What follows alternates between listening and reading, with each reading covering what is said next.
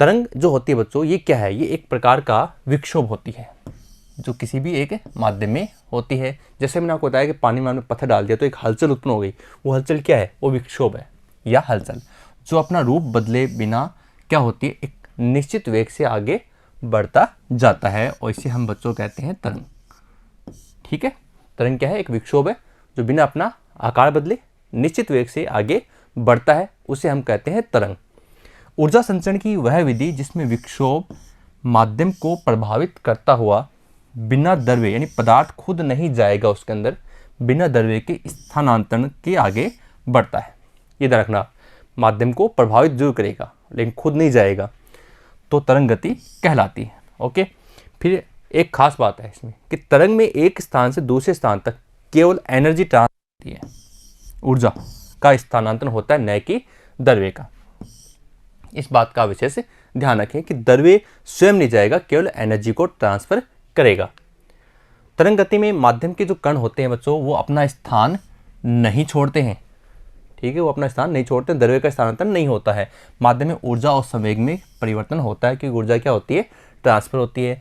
और जो कणों की जो कला है बच्चों, वो लगातार नियत रूप से, सतत रूप से क्या होती है? परिवर्तित होती है। एग्जाम्पल, शांत पानी में हम पत्थर फेंकते हैं तो उसमें क्या होती है? एक हलचल उत्पन्न हो जाती है। तरंगों के प्रकार की बात करें तो सबसे पहले माध्यम की आवश्यकता के आधार पर हम बात करें कि तरंगें कितने प्रकार की होती हैं। तो माध्यम की आवश्यकता के आधार पर ये तरंग पहली है यांत्रिक या प्रत्यास्थ, मैकेनिकल या इलास्टिक वेव जिसे हम कहते हैं। वे तरंगे जिन्हें एक स्थान से दूसरे स्थान तक संचरण के लिए माध्यम की आवश्यकता होती है। ठीक है, जो माध्यम की आवश्यकता होती है उसे हम कहते हैं यांत्रिक या प्रत्यास्थ तरंग। जैसे फॉर एग्जाम्पल ध्वनि तरंग, हम जब बोलते हैं अगर माध्यम नहीं हो तो वहाँ हमारा साउंड सुनने को नहीं मिलेगा, ध्वनि तरंग होती है। एग्जाम्पल है तनी हुई डोरी में उत्पन्न तरंग है। एक खास बात यह है बच्ची, एक निश्चित दिशा में क्या होती हैं? संचरित होती हैं। और जब ये निश्चित दिशा में संचरित होती हैं तो इनमें बच्चों कुछ ऐसे केस होते हैं। आप देख रहे हैं लाइनें, कुछ लाइनें क्या है? ज़्यादा पास पास है, इनको हम कहते हैं संपीड़न। संपीड़न मतलब भीड़ ज़्यादा। और वेलन, यह है वेलन। एक तो होता है संपीड़न, और ये जो स्पेस ज़्यादा है उसे कहते हैं वेलन, जगह ज़्यादा। ठीक है, संपीड़न और वेलन के अनुसार ये एक निश्चित क्रम में क्या होती हैं बच्चों? आगे बढ़ती हैं। यांत्रिक तरंगें बच्चों होती हैं दो प्रकार की, अनुदैर्ध्य और अनुप्रस्थ। जैसे मैंने आपको बताया संपीड़न और वेलन की बात की, तो संपीड़न और वेलन के रूप में जो तरंग होती है बच्चों, उसे हम क्या कहते हैं? अनुदैर्ध्य तरंग कहते हैं। और जिसमें माध्यम के कण होते हैं तरंग संचरण की दिशा में कंपन करते हैं, दिशा में कंपन करते सीधा, तो उसे हम कहते हैं अनुदैर्ध्य तरंगे। एग्जाम्पल, वायु में संचरित ध्वनि तरंगे जो हम बोल रहे हैं, जल के अंदर वाले भाग में, जल की सतह पर नहीं, जल के अंदर वाले भाग में संचरित तरंगों को अनुदैर्ध्य तरंग कहते हैं। सतह वाली अलग होती है। संपीड़न वाले स्थान का मतलब क्या है? भीड़ ज़्यादा होती है। भीड़ ज़्यादा तो घनत्व है, और दाब क्या होगा बच्चों? अधिक होगा। संपीड़न को आप ऐसे समझिए कि बहुत सारी लाइनें पास पास है तो भीड़ ज़्यादा है, तो भीड़ ज़्यादा तो घनत्व और दाब का मान क्या होगा? अधिक होगा। और विलन का मतलब भीड़ बहुत कम है, तो माध्यम का घनत्व और दाब क्या होगा? कम होगा। समझ गए आप? दूसरा प्रकार है अनुप्रस्थ तरंग का। अनुप्रस्थ तरंग में क्या होता है बच्चों? माध्यम के जो कण होते हैं ना, जैसे ये है, अब इसमें ऐसे कंपन है तो ये लंबवत कंपन होते हैं। तो इसमें तरंग संचरण की दिशा दी हो गई, और उसके लंबवत कंपन करेंगे, दिशा सामने की ओर है और उसके लंबवत कंपन करते हैं, उसे हम कहते हैं बच्चों अनुप्रस्थ तरंग कहते हैं। ओके, अनुप्रस्थ तरंग में ऊपर की ओर जो अधिकतम विस्थापन यानी ये जो चोटी वाला भाग है, इसे कहते हैं सरंग, जैसे मोर का सरंग होता है ऊपर। ठीक है, और नीचे की ओर अधिकतम विस्थापन को यानी ये वाला भाग, इसे कहते हैं बच्चों गर्त कहते हैं। सरंग और गर्त। तो देखो आप, ये हो गया सरंग, ये हो गया गर्त, ये हो गया सरंग। दो सरंगों के बीच की दूरी होती है उनकी तरंग दैर्ध्य, एक चक्कर होता है इनका लेमडा। एग्जाम्पल, तनी हुई डोरी में संचरित तरंगे और जल की पृष्ठ पर संचरित तरंगे, जल के अंदर तो होती हैं अनुदैर्ध्य और उसकी सतह पर होती हैं कौन सी? अनुप्रस्थ तरंगे। ठीक है, क्लियर? ये हो गई यांत्रिक तरंगे। अब इसके बाद में है बच्चों विद्युत चुंबक की तरंगे, जो अपने 12th क्लास के कोर्स में भी है कि वे तरंगे जिनको संचरण के लिए बच्चों माध्यम की आवश्यकता नहीं होती। ओके, उन्हें हम क्या कहते हैं? विद्युत चुंबक की तरंगे कहते हैं। निर्वात में गमन कर सकते हैं। निर्वात में इनका वेग प्रकाश के वेग c बराबर 3 × 10⁸ मीटर प्रति सेकंड होता है। एग्जाम्पल प्रकाश तरंग है, रेडियो तरंग है, अक्स किरणें हैं, गामा किरणें हैं, ठीक है, अवरक्त तरंगे हैं, पराबैंगनी तरंगे हैं, ठीक है, इनका स्पेक्ट्रम होता है ये आदि। तीसरा है बच्चों द्रव्य तरंगे, मैटर वेव्स। ये क्या होते हैं, गतिशील अवस्था में जो इलेक्ट्रॉन होते हैं, प्रोटॉन होते हैं, न्यूट्रॉन होते हैं, उनसे संबद्ध, उनसे एसोसिएटेड, उनसे जुड़ी हुई तरंगे होती हैं, उनको कहते हैं द्रव्य तरंग कहते हैं। इलेक्ट्रॉन से संबद्ध जो द्रव्य तरंग होती हैं उनका उपयोग इलेक्ट्रॉन सूक्ष्मदर्शी में किया जाता है। ओके, उसके बाद में ऊर्जा संचरण के आधार पर बात करें तो ऊर्जा संचरण के आधार पर तरंग दो प्रकार की होती हैं, प्रगामी और अप्रगामी। प्रगामी प्रोग्रेसिव और ये स्टेशनरी है प्रगामी। तो वे तरंगे बच्चों जो निश्चित माध्यम के कण जिसके अंदर निश्चित वेग से क्या होती हैं आगे बढ़ती हैं तथा जिनके द्वारा ऊर्जा का स्थानांतरण होता है, प्रगामी तरंगे कहलाती है। भाई प्रोग्रेस हो रही है, ध्यान रखो आप, प्रोग्रेस हो रही है इसका मतलब एनर्जी ट्रांसफर हो रही है। और जो माध्यम में आगे नहीं बढ़ती, जो किसी दो सीमाओं के बीच में बंधी होती हैं, माध्यम की दो सीमाओं के मध्य स्थिर रहती हैं, अप्रगामी तरंगे कहलाती हैं। इन तरंगों में ऊर्जा का स्थानांतरण नहीं होता क्योंकि ये एक बाउंड्री के अंदर फिक्स होती हैं। जैसे ये बाउंड्री हो गई, अभी फिक्स हो गई यहाँ तक, ठीक है, ऐसे, तो ये अप्रगामी होगी, ठीक है। और प्रगामी क्या होगी, जिसमें ऊर्जा का ट्रांसफर आगे की ओर होता है, ठीक है। विमा किताब, विमा 1D 2D 3D। तो 1D होती है जिसमें केवल एक अक्ष होता है, ऊर्जा का ट्रांसफर वो होता है। एक विमी जिसके अंदर एक तल पर होता है वो होता है। द्विविमीय जिसके अंदर मुक्त आकाश में होता है वो होता है त्रिविमीय तरंग होती हैं, ठीक है बच्चों। फिर प्रगाती तरंगे, कुछ और भी जो आपके हैं किताब में, ये वे तरंगे होती है जिनका वेग ध्वनि के वेग 332 मीटर प्रति सेकंड, इसी वीडियो में हम पढ़ेंगे, 332 मीटर प्रति सेकंड होता है, उनसे क्या होता है अधिक होता है, प्रगाती तरंगे कहलाती हैं। ओके, शॉक वेव जिनको बोलते हैं आप। अल्ट्रासोनिक वेव होती है पराश्रव्य तरंगे, वे तरंगे जिनकी आवृत्ति ध्वनि की आवृत्ति से क्या होती है अधिक होती है, पराश्रव्य तरंगे कहलाती हैं। कुछ परिभाषाएं हालांकि पिछले चैप्टर में भी हमने पढ़ी थी, यहाँ भी उसको पढ़ लेते हैं दोबारा। आयाम क्या होता है बच्चों, ये आयाम होता है, ये आयाम है, ये मैक्सिमम सरल आवर्त गति कर रहे कण का साम्यावस्था से अधिकतम विस्थापन, ये साम्यावस्था है, इससे अधिकतम विस्थापन यहाँ तक है, उसको क्या कहते हैं आयाम कहते हैं। आवर्तकाल क्या होता है, आवर्तकाल माध्यम में उपस्थित किसी कण के द्वारा एक कंपन को पूरा करने में लगा समय, यानी ये कंपन हो गया पूरा, तो ये हो गया इसका आवर्तकाल कहलाता है। और आवर्ती माध्यम में उपस्थित किसी कण के द्वारा प्रति सेकंड किए गए कंपनों की संख्या, ये ध्यान रखना, कंपनों की संख्या को कहते हैं आवर्ती। और आवर्ती होती है आवर्तकाल का उल्टा मात्रक होता है इसका प्रति सेकंड या हर्ट्ज, या कंपन प्रति सेकंड भी आप इसे कह सकते हैं। तरंग दैर्घ्य माध्यम के किसी कण द्वारा एक कंपन को, जैसे ये हो गया, ठीक है, तो यहाँ से यहाँ तक, या फिर ये मान लीजिए यहाँ से यहाँ तक, एक कंपन को पूरा करने में तरंग जितनी दूरी तय करती है एक चक्कर को पूरा करने में, वो क्या होगी उसकी तरंग दैर्घ्य होगी। इसको हम लेमडा के साइन से डिनोट करते हैं, लेमडा कहते हैं, ठीक है, तरंग दैर्घ्य कहते हैं। तरंग संख्या, तरंग संख्या क्या होती है बच्चों, एकांक लंबाई में उपस्थित, प्रति लंबाई में उपस्थित संख्या को, तरंगों की संख्या को हम तरंग संख्या कहते हैं कि प्रति लंबाई में तरंग कितनी है, वो क्या उनकी तरंग संख्या है। यू बार, ये तरंग संख्या का प्रतीक चिन्ह है, आपके बारी में काम आएगा ये केवल एक टॉपिक के अंदर। तरंग वेग, एक सेकंड में तरंग द्वारा निश्चित दिशा में तय की गई दूरी को तरंग वेग कहते हैं। वेग क्या होती है, चाल बराबर दूरी बटा समय, इकाई समय में तय की गई दूरी उसकी चाल होती है। तो इसी प्रकार ये है कि निश्चित दिशा में एक सेकंड में तय की गई दूरी को हम कहते हैं तरंग वेग। एक कंपन में कण के आवर्तकाल टी में तय की गई दूरी तरंग दैर्घ्य लेमडा के बराबर होती है। ये तरंग वेग का सूत्र है, v बराबर लेमडा अपॉन टी, आगे काम आएगा। अगर टी का मान 1 है तो तरंग दैर्घ्य बराबर होगी उसके वेग के, ये सूत्र ध्यान रखना आप इसका। आवर्ती हो गई 1/n बराबर क्या है 1/t है, और हमें पता है टी का मान, यहाँ से टी का मान कितना होगा लेमडा अपॉन v हो जाएगा। तो यहाँ सॉल्व करते हैं इसको लेमडा अपॉन v के अकॉर्डिंग, तो n बराबर टी का मान ले आओ यहाँ से कितना है lambda upon v, lambda upon v, तो v कहाँ जाएगा ऊपर, ठीक है, और बटा बच गया लेमडा बराबर हो गया n, इसको क्रॉस कर दो तो v बराबर n लेमडा। ओके, तो ये भी एक सूत्र है, ध्यान रखना इसका भी। ठोस में जो वेग होता है वो द्रव्य से ज़्यादा होता है और गैस में कम होता है, ठीक है। कला कोण की बात करें तो वह भौतिक राशि जो माध्य स्थिति से कंपित कण की, माध्य स्थिति से कंपित कण की, जैसे ये है तो ये कंपित कण की स्थिति की व्याख्या करती है, गति की व्याख्या करती है, उसे हम कला कोण कहते हैं। कलांतर, दो कलाओं के मध्य का अंतर। दो कंपित कण है, उनकी अलग अलग कलाएं, जैसे मान लीजिए ये φ1 है, ये φ2 है, तो इनकी कलाओं में अंतर, φ2 माइनस φ1 में अंतर हो जाएगा कलांतर। कोणीय आवर्ती, कला में समय के साथ जो परिवर्तन है उसकी दर को कहते हैं कोणीय आवर्ती, जिसका मान होता है ओमेगा बराबर थीटा अपॉन टी। थीटा का मान कितना होता है 360 डिग्री के अकॉर्डिंग 2 पाई होता है, 2 पाई अपॉन टी हो जाएगा, और आवर्ती होती है 1 अपॉन टी, तो ये हो जाएगा ओमेगा बराबर 2 पाई एन। ये दोनों सूत्र बारी में बहुत ज़्यादा काम आते हैं और यहाँ भी खूब काम में आ रहे हैं। पथांतर की बात करें, पथांतर होता है पथों का अंतर, रास्तों का अंतर। तो दो कंपित कणों के साम्यावस्था से तय किए गए दूरियां पथ उनके के अंतर को हम कहते हैं पथांतर। संचय नियतांक मोस्ट है, एकांक दूरी पर स्थित कणों की मध्य कलांतर।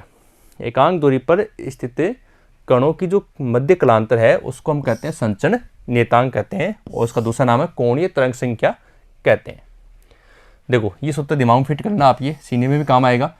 के बराबर होता है 2 पाई अपॉन लैम्डा और वी बराबर होता है एन लैम्डा। ओके, अब इस सूत्र से आप ये बना सकते हो लैम्डा बराबर 2 पाई अपॉन के। अब इसको सोल्व कर दीजिए आप, लैम्डा के हो गया ना, तो लैम्डा के लिए आप इसको ये बना सकते हो वी एन 2 पाई अपॉन के हो गया, और वी बराबर आ जाएगा, ये क्या होता है 2 पाई एन, 2 पाई एन होता है आपके वी बराबर ओमेगा अपॉन के। जैसे ही बच्चों देखो इसमें लैम्डा है, तो लैम्डा बराबर आप कर सकते हो वी बटा एन, तो वी बटा एन यहाँ ले आओ आप, तो वी बटा एन आ जाएगा, एन जाएगा ऊपर, देखो यहाँ भेज दिया एन गुणा में, ठीक है। अब एन चला गया गुणा में, तो ये हो गया 2 पाई एन, जो अभी मैंने आपको बताया था क्या होती है ओमेगा, ठीक है, और बटा में क्या है के। तो ये भी एक मोस्ट सूत्र है जिसमें न्यूमेरिकल्स बन जाते हैं। अब नया टॉपिक शुरू हो रहा है इसके अंदर, ध्वनि तरंगे।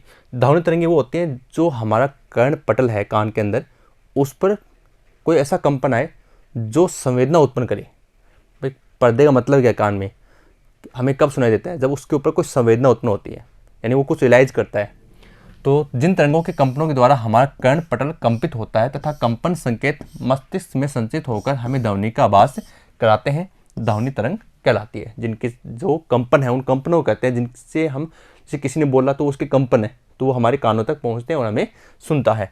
वह आवर्ती प्रास जिससे मनुष्य को सुनाई देता है बच्चों क्या होती है, सर्व आवर्ती प्रास होती है, और इन तरंगों को कहते हैं सर्व तरंग। और ध्यान रखना, सर्व आवर्ती प्रास जो होती है ना, वो होती है 20 हर्ट्ज से 20,000, 20,000 को 20 गुणा 1,000, 1,000 बोलते हैं किलो के, ठीक है ना। तो 20 हर्ट्ज से 20,000 हर्ट्ज या 20 किलो हर्ट्ज के मध्य होती है। सर्व आवर्ती से अधिक आवर्ती की तरंगों को बच्चों हम कहते हैं परासर्वे तरंगे।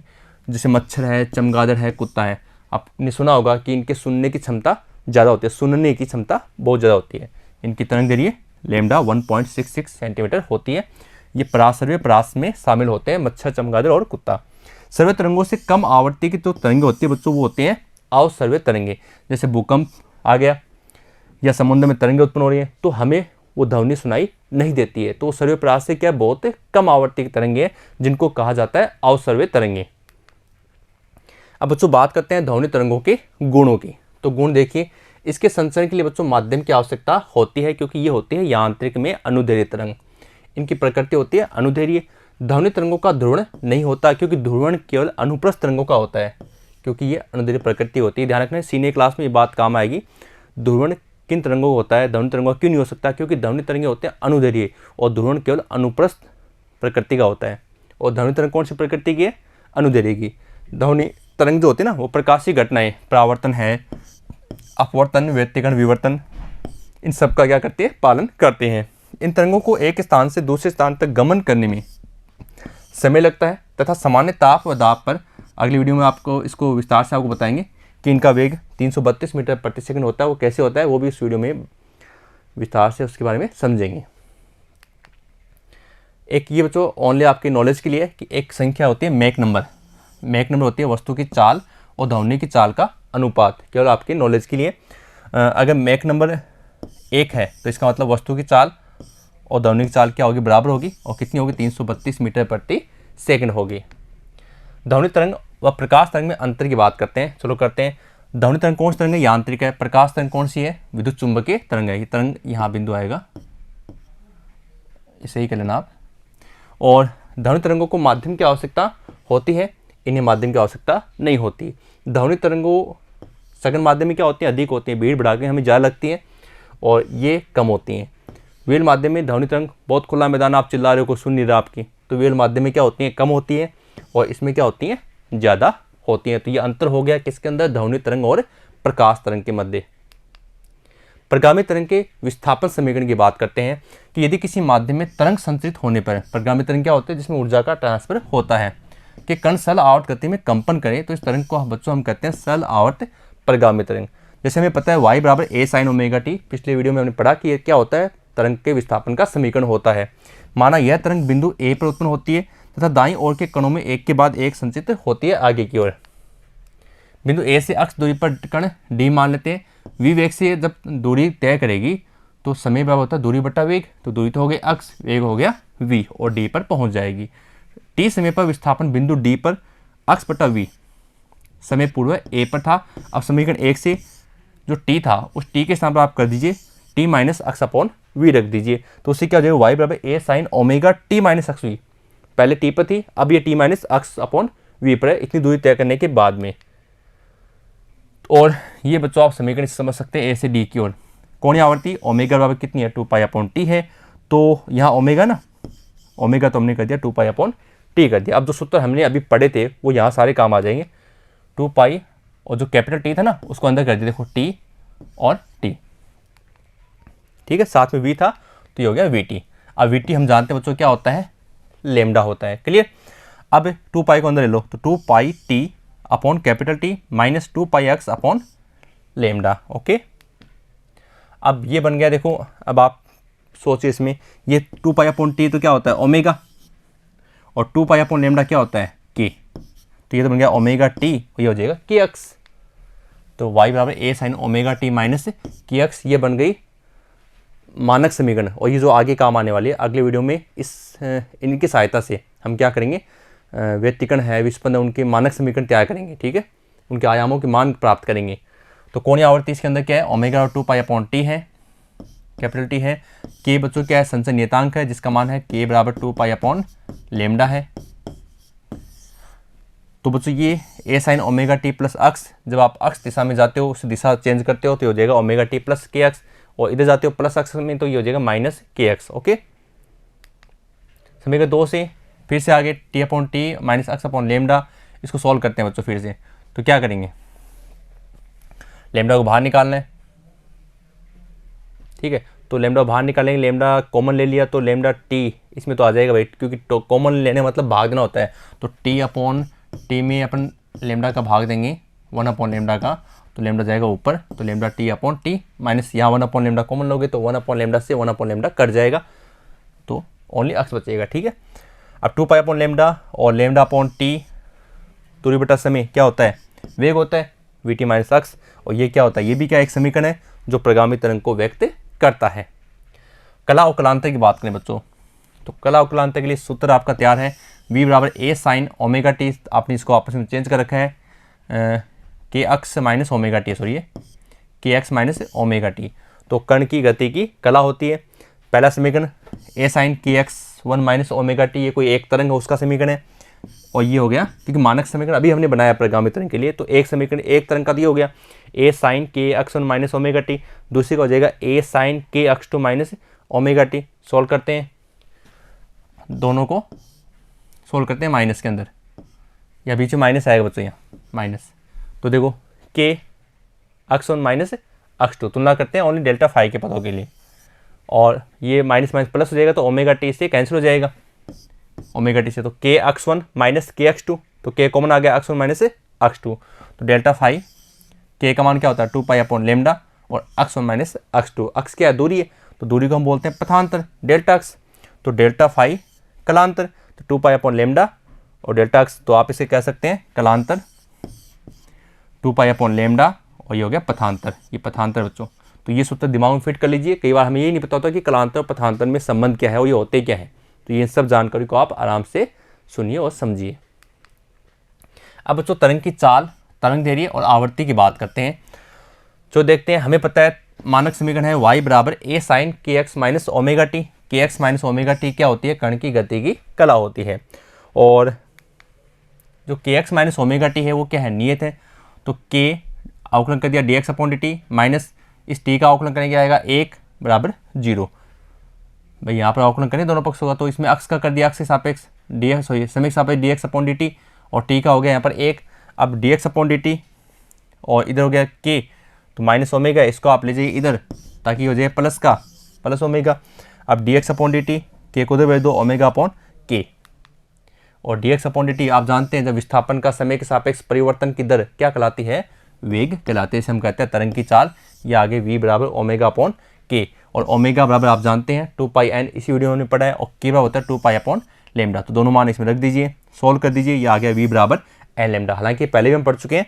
यह आ गया आपके वेग, आवर्ती और तरंग दैर्घ्य में संबंध।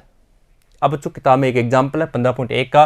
नीचे तरंग गति के कुछ उदाहरण दिए गए हैं। प्रत्येक स्थिति में यह बताइए कि क्या तरंग की गति अनुप्रस्थ है, अनुदैर्घ्य अथवा दोनों का संयोजन है। तो देखते हैं, किसी लंबी कुंडलित कमानी के एक सिरे को एक और विस्थापित करने पर उस कमानी की किसी विभंग ऐंठन की गति है। स्प्रिंग को खींचकर छोड़ना। कुंडलित कमानी में उत्पन्न ऐंठन संचित दिशा में लंबवत कंपन होंगे, तो तरंग कैसी है? अनुप्रस्थ है। तरंग कैसे होते हैं? लंबवत कंपन करते हैं, तो उसमें कैसा जाएगा? अनुप्रस्थ। द्रव से भरे किसी सिलेंडर में इसके पिस्टन को आगे पीछे करके सिलेंडर में उत्पन्न तरंग, सिलेंडर का भरना इस प्रकार से एक दिशा में होगा, तो हो जाएगा अनुदैर्घ्य। जल की पृष्ठ पर चलती मोटर बोट द्वारा उत्पन्न तरंगे, तो मोटर बोट से बच्चों क्या होते हैं? कंपन उत्पन्न होंगे और दोनों दिशाओं में वो घूमेंगे, तो उसमें अनुदैर्घ्य और अनुप्रस्थ दोनों प्रकार की तरंग होती हैं जल के अंदर। ठीक है, जल के अंदर तो अनुदैर्घ्य होती है, जल की सतह पर अनुप्रस्थ होती है। किसी कंपायमान क्वार्ट्ज क्रिस्टल द्वारा वायु में उत्पन्न पराश्रव्य तरंगे, वायु में तो पराश्रव्य तरंगे किससे होती हैं? ध्वनि से संबंधित होती हैं, तो ये कैसे हो जाएंगी? अनुदैर्घ्य प्रकृति की हो जाएंगी। अगला एग्जाम्पल है 15.2 का। किसी डोरी के अनुदिश गमन करती तरंग का विवरण इस प्रकार दिया गया है कि अक्ष t 0.05, ये तो जाएगा आयाम, 80.0 अक्ष 3.0 t। आपको इसमें निकालना क्या है? आयाम, तरंग दैर्घ्य, आवर्तकाल, आवर्ती। अक्ष बराबर 30.0 दूरी है, और समय t पर 20 सेकंड पर तरंग का विस्थापन भी आपको ज्ञात करना है। चलो करते हैं। ये हमारा मानक समीकरण हो गया, क्लियर। अब हमें निकालना क्या है? सबसे पहले आयाम। तो आयाम तो देखो सीधा आ गया यहाँ से, कोई दिक्कत नहीं है। फिर तरंग संख्या पहले निकालो k का मान, तो k होता है 2π अपॉन लेमडा। ठीक है, तो 80 रेडियन प्रति मीटर, और लेमडा 2π अपॉन क्या हो जाएगा? 80। क्रॉस कर दीजिए आप, 2π अपॉन 80 सोल्व कर दीजिए, 0.0785 मीटर। k का मान तो हमने निकाला हुआ था ना, इसमें 80 का मान दे रखा आपको। ये kx तो होता है ना, kx माइनस ओमेगा टी, ऐसे होता है। तो k का मान तो 80.0 हो गया ना, तो k का मान 80 रख दिया, तो यहाँ से हम लेमडा मान निकाल दिया, तो ये आ गया 7.85 सेंटीमीटर। और तरंग संख्या होगी, फिर कोणीय आवर्ती ओमेगा होता है 2π अपॉन टी, 2πn हो गया, इसको सोल्व कर दिया, ओमेगा दे रखा है ऑलरेडी 3 है। और फिर यहाँ से t बराबर होता है 2π बटा ओमेगा। भाई ओमेगा बराबर होता है 2π अपॉन टी, तो t बराबर क्या हो जाएगा? 2π बटा ओमेगा। ओमेगा मान कितना है? 3 है, इसको सोल्व कर दिया। ठीक है, आवर्ती बात करें तो n बराबर होता है 1 अपॉन टी, और आपको पता है n बराबर 1 बटा टी का मान 2π बटा ओमेगा ना, 2π बटा ओमेगा, ओमेगा जाएगा ऊपर, तो ओमेगा बटा 2π, ओमेगा मान कितना है? 3 है, बट्टा में 2π, यह आ जाएगा 0.477 हर्ट्ज आ गया। ओके, अब दूरी है अक्ष 30 सेमी, 0.3 मीटर, मीटर में चेंज कर लिया, 20 सेकंड है, तो यहाँ देखो 0.3 और 20 से संगत, तो हम क्या अक्ष का मान कर दिया 0.3 और टी का कर दिया 20। इसको हमने सोल्व किया, ये आ गया साइन माइनस 36 मीटर। इसको चेंज किया 12 पाई के अकॉर्डिंग, तो ये आ गया 96.31 डिग्री। और सारणी से मान देखते हैं, इसको सोल्व करते हैं, ये आ गया हमारे आंसर। अब इसमें थोड़ा सा ये आपकी कन्फ्यूजन हुआ है, तो इस कन्फ्यूजन को दूर करते हैं, ये कैसे सोल्व किया वो मैं आपको बताता हूँ। देखो ऐसे किया, इसको sine 2n pi plus minus theta होता है साइन थीटा, ओके, और 12 पाई माइनस 36 रेडियन, इसको चेंज करें डिग्री में, तो 180 बटा पाई से गुणा करेंगे, इसको गुणा किया तो ये मान आ गए, तो इतना सोल्व हो गया। फर्स्ट स्टेप तो ये आ गई। फिर साइन के अकॉर्डिंग कॉस 6.31 डिग्री, सारणी से मान देखिए और इनके मान प्राप्त कीजिए। अगर बच्चों ऐसा क्वेश्चन अगर आता है तो आपको सारणी वाले मान भी दिए जाएंगे, ठीक है ना। अगला क्वेश्चन है, किताब का क्वेश्चन है प्रश्न नंबर 7। किसी अस्पताल में ऊतकों में ट्यूमरों का पता लगाने के लिए परासर्वे स्कैनर का प्रयोग किया जाता है। उस ऊतक में ध्वनि में तरंग दैर्ध्य कितनी है, जिसमें ध्वनि की चाल 1.7 किलोमीटर प्रति सेकंड है। स्कैनर की प्रचलन आवृत्ति 4.2 मेगाहर्ट्ज है। तो देखो बिल्कुल सिंपल सा है कि v का मान 1.7 है, किलोमीटर तो यहाँ कर दिया हमने किलोमीटर, 1 किलोमीटर होते हैं 1000 मीटर, 10 की घात 3 आ गया। n का मान 4.2 मेगा होता है 10 की पावर 6 हर्ट्ज में है, ठीक है। अब लेमडा v बराबर होता है n लेमडा, तो n को बट्टा में दो तो v बटा n हो गया।